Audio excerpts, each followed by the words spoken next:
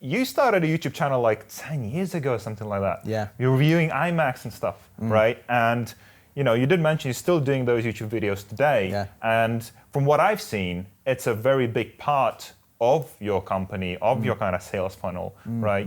Can you talk to me about that? Why did you feel even 10 years ago that was the thing to go for? Yeah, I think, because we were saying this before we started recording, and so we had the YouTube channel.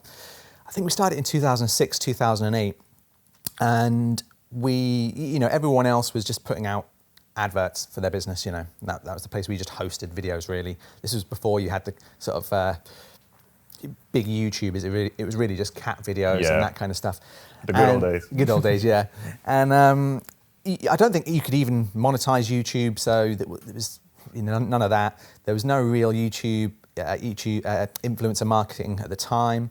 And I just thought if we review like an iMac, which is what we did, or a phone for its camera capabilities, I thought at the time, like I do now, that this is great because it's the interest of our ideal customer. Someone who's really into what computer they're going to get for their video editing.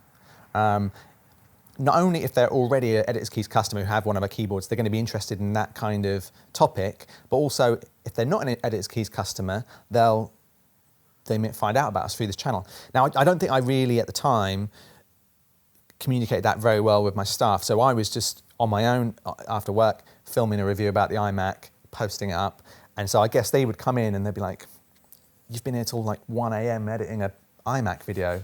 Don't we need to promote this Photoshop keyboard we've just done?" And I'm like, yeah, we do, but I'm just going to do a video about this phone now. And I remember them at the time, and they're like, look, they both said it to me together, so they must have talked about it. And they said, we think it's a bit weird. You're reviewing products. We haven't got any videos about our own products. And to be fair, I think that was a fair criticism. We had 2 or 3 videos about iMacs and stuff. We didn't have any videos about how you use our own products. So the balance wasn't there. And I remember one of the guys said, look, if you look at Nike and if you look at Adidas or Hugo Boss, if you go on their Twitter and you go on their YouTube, it's not the founder there talking all day about various bits and pieces. It's Hugo Boss, the brand. And I think when I sat down, I thought, maybe they're right. No one else is really doing this. I think might have been a couple of businesses doing it, but not really anyone else is doing this. Yeah, they're probably right. I should focus on us growing as a brand because we were still quite small. But I really think if we'd have kept that going in the early days, it would have really, really paid off, because about a year and a half ago, I started doing it again. I thought, right, I'm going to get back into it. And it has paid off because you build a community, you start building that trust. You also have videos that you can send people back to. So now we do a mix. We probably do 8 videos that are about editing, and then we do 2 that are maybe about the product, but it's more how to use our product within the workflow. So I find that these videos actually help with customer service, customer care, even the staff. Sometimes if I've done a video about how you set up the microphone, they don't have to explain on the phone, they can just send a link to this video. But also we're probably getting 70% of our web visitors from YouTube now, one way or another. It might not be directly through our videos, it might be through influencers or reviewers, but we're just finding it's just really building that community. And then when you get people on the phone or email, they already feel like they know the business a little bit. They trust you. That I guess why would you be on YouTube showing your stuff off if it was rubbish? You've got some sort of faith in your business. So I really wish, I'm going off on a tangent there, but I really wish I would have kept it going from 10 years ago, because I think it would be a completely different ball game now.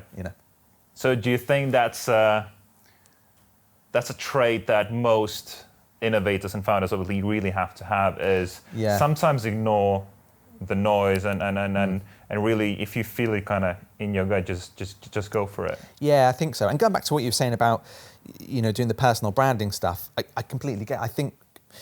I feel the same. You filming yourself, and it does feel a bit egotistical, and you get people to follow you around with cameras and stuff. And genuinely, I'm doing it because I want it to help the business and therefore help the staff and everything like that. But I could completely get how if you're new to the business or you're a staff member and you think, right, we've got this deadline to meet of this product coming out, and he's over there just filming himself talking about an iPhone. Like, how does this help? You know. Yeah.